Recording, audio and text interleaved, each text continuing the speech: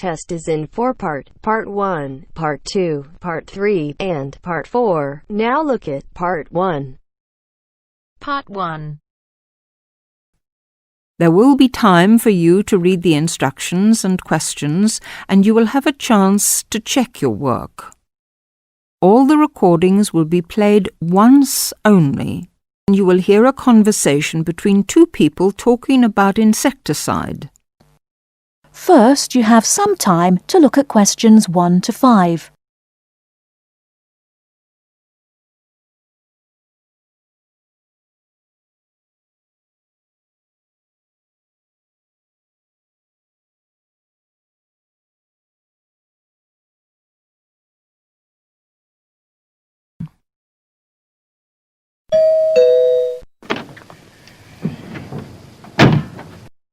Yes?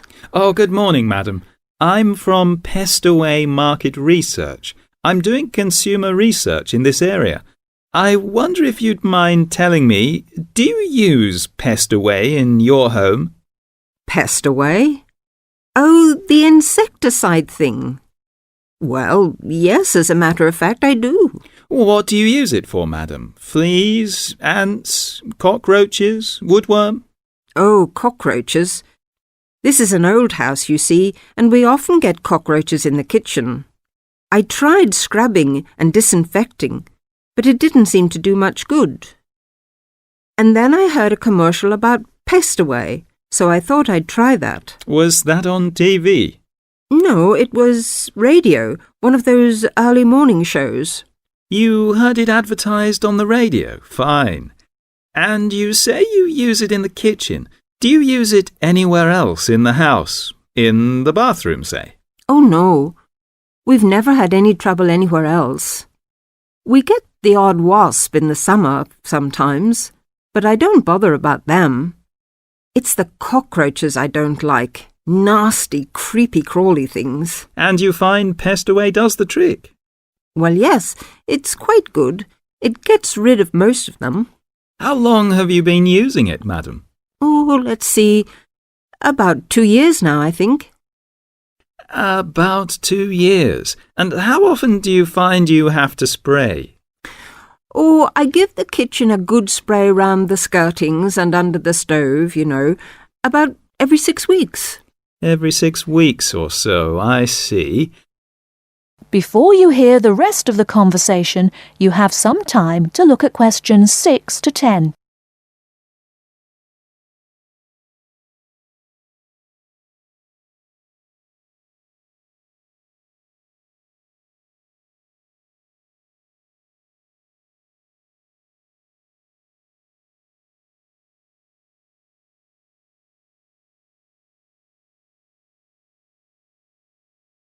Now listen and answer questions 6 to 10.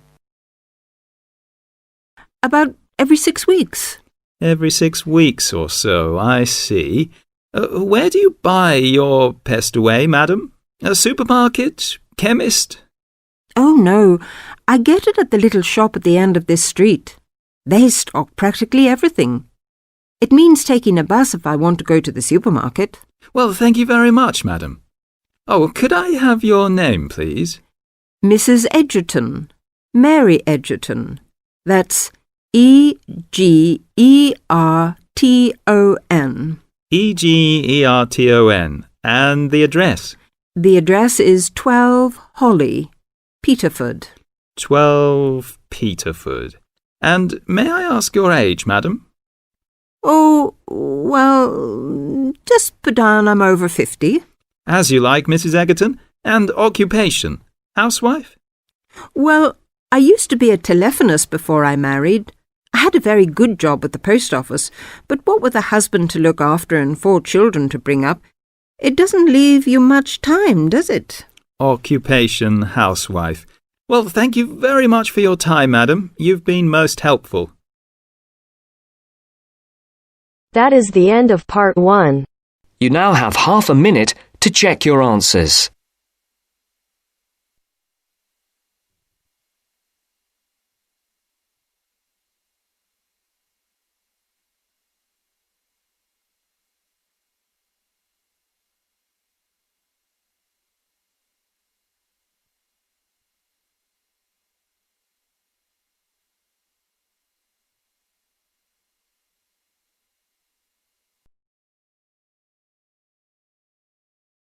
Now turns to Part 2.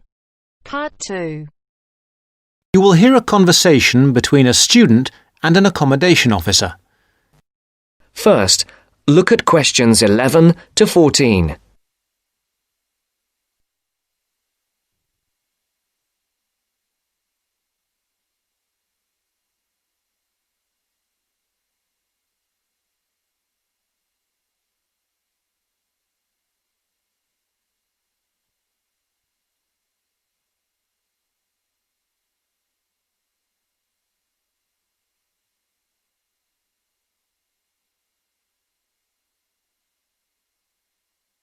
Listen carefully. Well, you have left things a bit late. Have you tried looking for somewhere in Newbridge? Newbridge? No, I haven't. I've never heard of Newbridge. Well, let me show you. I've got a map here. Here's where everything is. You come into Newbridge over the bridge, and the main road in front of you is, surprisingly enough, the High Street. This is one of the main streets. And branching off to the left, you can see there, is West Street. That is another busy part of town. I see. Now, as I was saying, here is the High Street, and here is West Street going left. Now, if you go along West Street, the first place you come to on your right is the supermarket. It's not a very big one, but it's got most things you're likely to need. Next to it, there's the Old Town Hall. I say the Old Town Hall because it is about 100 years old, but it will soon make way for a car park, I'm afraid. I suppose the car is king. Now, opposite the supermarket is the railway station. You can get very frequent buses and trains from here into the university. And next to that is the sports centre. It's a brand new one and was built on the site of some tennis courts. So that's progress. It's got everything the keen sportsman like yourself might require. Now, that's the centre of town, and I want to point out to you the buildings opposite the supermarket, but on the other side of London Road. There are two buildings there. The one further away from the High Street is called the Heights, and the one nearer the High Street is called the Towers. What are they? They are where you could find a flat. One of them, the Heights, has a number of flats for rent at the moment. Oh, good. Look at questions 15 to 20.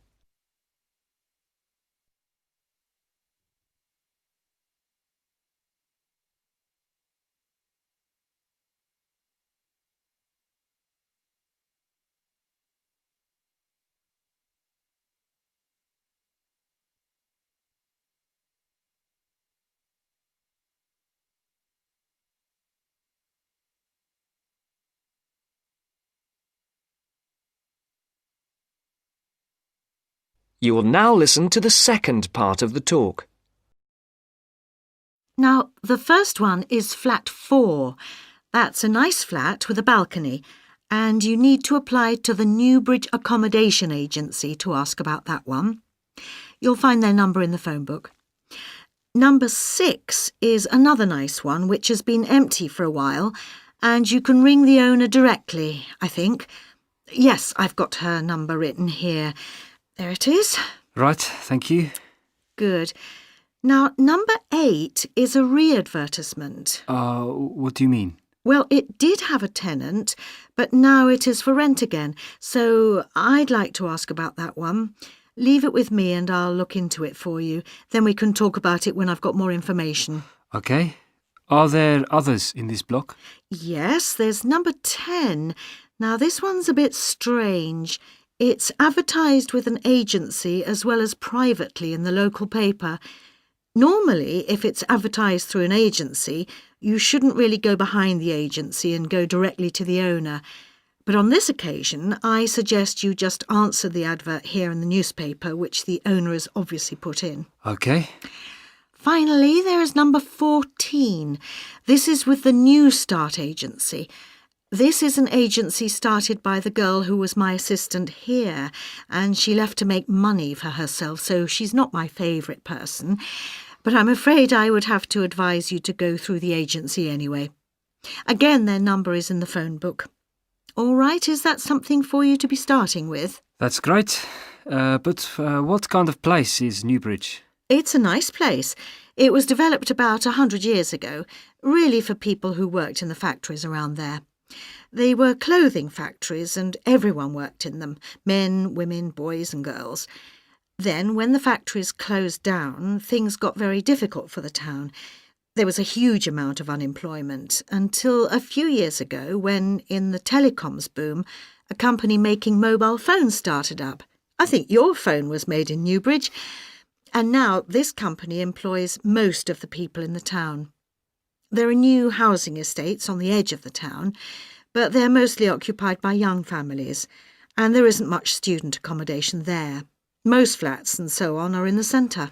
That sounds good. Well, let me know how you get on. Yes, of course. Thank you. Bye. Bye. That is the end of part 2. You now have half a minute to check your answers.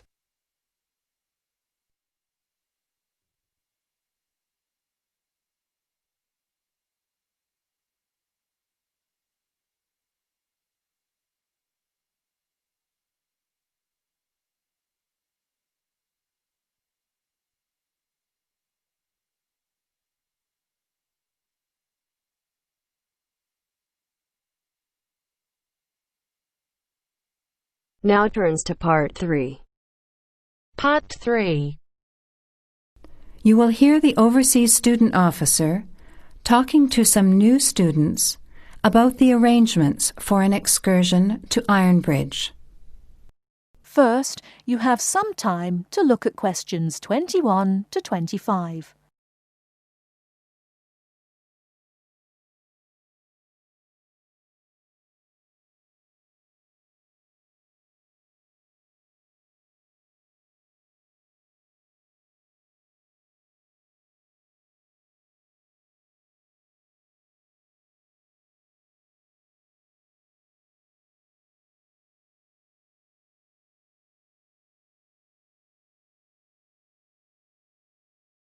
Now listen carefully and answer questions 21 to 25.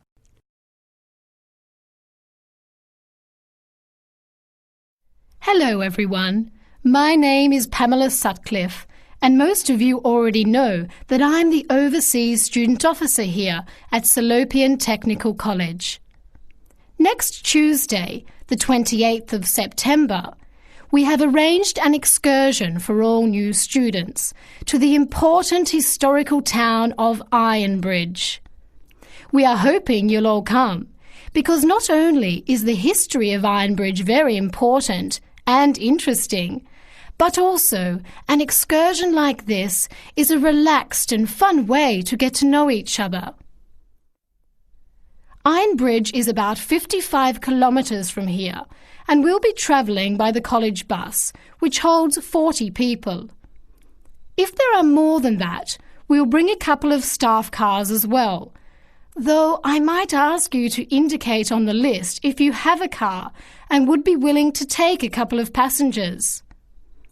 The list I'm referring to is up there on the student notice board, and if you would like to come on Tuesday, would you please add your name as soon as possible? By the way, could you please print your name clearly? I know some people have wonderful signatures, but often I'm afraid I can't read them, which can cause problems. So if we need extra transport and you could bring your car, can you tick the car column next to your name? Could you also add your student number and your telephone number, just in case there are any last-minute changes and we have to contact you? The other information I need to give you is about lunch. There's a very nice little restaurant in Ironbridge which gives a 15% discount to the college when we bring groups. That means lunch is only about £4, and they do good vegetarian meals too, so it's usually no problem for those of you on special diets. But if you prefer to eat your own food, that's fine too, either on the bus or in the park. But I'd encourage you to try the restaurant. Now, talking of costs, I should tell you that the bus will only cost you £10, and if you bring your car, we'll pay for the petrol, so you get a free trip in return for driving there. Will you please sign up by Saturday at 6 p.m. at the latest? The list is closed after that.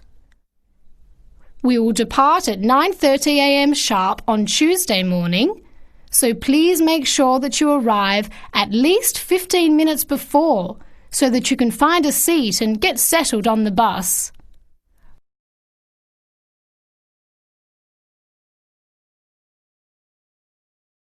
Before you hear the rest of the talk, you have some time to look at questions 26 to 30.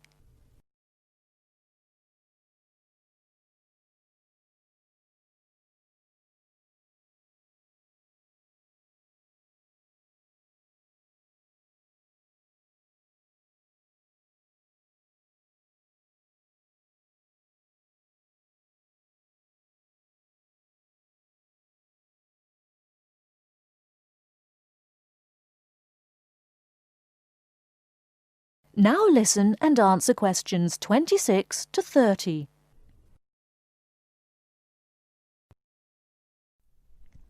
The college bus garage is behind the engineering workshop.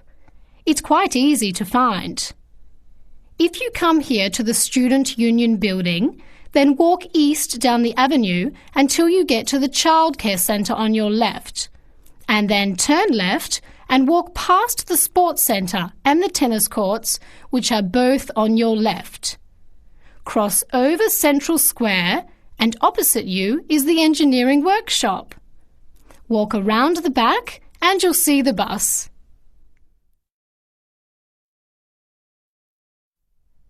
Please wear comfortable shoes, as we'll be walking around Ironbridge and be on our feet for most of the day. Wear a warm jacket, and you might like to bring an umbrella and a backpack to put them in if the weather's warm and sunny, which we hope it will be, but of course we can't guarantee that. Certainly bring your cameras and any snacks or drinks for the bus journey there and back, which should take about an hour and a half each way. You should all check the notice board on Monday, and we'll also put a note in your mailbox to confirm arrangements, so don't forget to check it. Now, why are we visiting Ironbridge? Well, Iron Bridge, as the name suggests, has got the original iron bridge. That is, the first ever iron bridge in the world. It was the birthplace of the Industrial Revolution, and for 40 years it led the world, as Britain changed from an agricultural society into an industrial one. It's hard to imagine today that this pretty, sleepy little tourist town was one of the most important places in England for over a century. Just imagine, 200 years ago, people from all over Europe and even North America came to Ironbridge to learn about what was then the latest technology. Today it is listed as a World Heritage Site by the United Nations, as they consider the unique collection of industrial monuments, rank it alongside the Grand Canyon, the pyramids, and the Great Barrier Reef. One place that's fun to visit is Blist Hill, which is a reconstruction of a small Victorian industrial town where people are working and living as they did 100 years ago. I hope you'll enjoy the day. It's been a very popular excursion in previous years, so I'm looking forward to going again next Tuesday. Now don't forget to put your name on the list as soon as possible.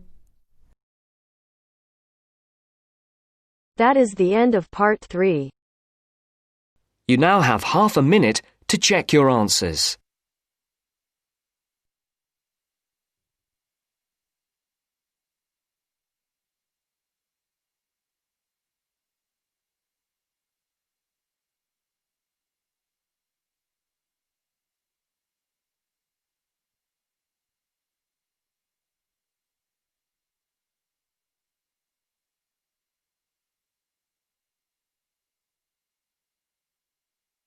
Now turns to part 4. Part 4. First, you have some time to look at questions 31 to 40.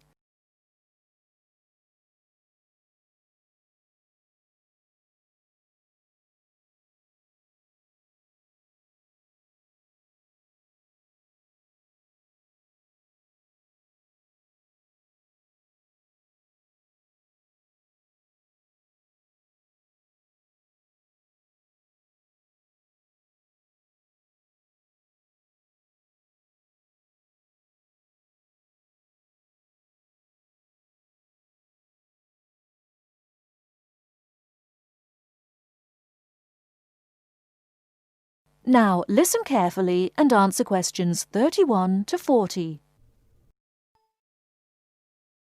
Good afternoon, everybody. My name is Sally Miller, and I'm here to offer you some advice on legal matters whilst you are studying at this university. Happily, most international students complete their courses without running into any serious legal problems. But if you do find yourself involved in a legal dispute of any kind, ask for help. There are two options. First, contact the Students' Union or Welfare Officer. Even if they cannot help you directly, they should be able to advise you where to go for help. The second possibility is to contact the Citizens Advice Bureau in your area. You can find them in the local telephone directory. They will be able to recommend a solicitor if you need one, and tell you if there is a local law centre providing free legal advice. They will also be able to tell you whether you can claim legal aid to help pay for any court and legal fees. Let me give you some basic information about the police. The police have the power to stop and search anyone who appears to be behaving in a suspicious manner. If you are arrested for any reason, even if you know it to be a wrong reason, remember a few very important things. 1. Don't be aggressive. 2. Do not try to bribe the police officer. 3. If you are arrested by plainclothes police officers, ask to see some form of identification. 4. Give your true name and address if the officer asks you to. Lying to the police is a criminal offence. 5. Do not sign any statement until you have received advice from a solicitor. There is always a solicitor on duty at every police station. 6. You will be entitled to make one telephone call. If you use this call to telephone a friend, urge your friend to contact someone from your university or from the Students' Union and get advice about what you should do next. If you find yourself in trouble with the police, it is very important to get professional advice. Contact any of the following: your university welfare officer, the Students' Union at your university, your local Citizens Advice Bureau, a local law centre. If you are found guilty of an offence, it could seriously damage your position as an international student, so be sure to ask for help as early in the process as possible. Remember, obey the local laws. The laws here may not be quite the same as in your own country. Here are a few examples of actions that are illegal here. It is against the law to possess offensive weapons. For example, knives, guns, chemical sprays used for personal defense. Even women are not allowed to carry sprays or other deterrents to protect themselves against possible assault, except for rape alarms. Possess or supply hard or soft drugs. Disturb the peace. This is called disorderly conduct. This means that you can be arrested for being too noisy or rowdy. A few words about drinking. In this country, it is perfectly acceptable for adults to drink alcohol in moderate amounts. For many people, drinking is an established part of their social life. Going out for a drink is how they relax or spend time with friends. If you go to a party or visit people at home in the evening, your host will probably offer you a drink. Often a lot of university social life can revolve around drinking, especially for undergraduates. Do not be surprised if people arrange to meet in a bar, or if events are held in a pub. But you are not obliged to drink alcohol if you do not want to. even if you are in a pub or at a party where everyone else is drinking. You can always ask for a non-alcoholic drink instead. And if you feel uncomfortable going to places that serve alcohol, explain this to your friends. There are lots of other places where you can meet. If you do choose to drink, remember that you should never drive a motor vehicle after drinking alcohol. It is dangerous, and the police can impose serious penalties on you. Also, remember that being drunk in public is not acceptable either, and the police can arrest you for it. Drugs and alcohol can cause serious problems. Let me repeat that in this country it is illegal to use drugs, except under medical supervision. But if you do use illegal drugs and you develop a problem, there are organisations you can contact. Contact your students' union or your student counsellor. Anyone over 18 years old can legally buy and consume alcoholic drinks in this country. But if you think you might be drinking too much, get help and advice from your student counsellor or your doctor. Again, there are special organisations that can help you with drug and alcohol problems. Contact them.